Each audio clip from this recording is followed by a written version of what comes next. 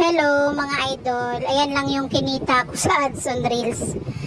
Mula nung na-restrict ako ng 4 months, tapos bumalik siya nung ito lang August last week.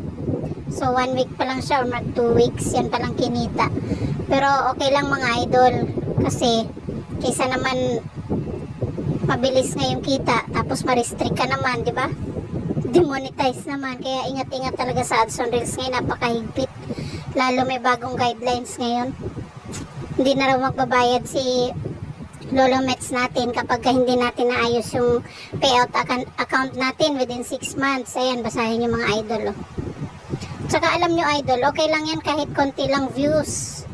Konti lang yung mga nanonood ng videos nyo. At least hindi kayo demonetize. Marami nga kayong follower, marami kayong views, demonetize naman, di walang kwenta rin, di ba mga idol? Kaya konting tiyaga lang.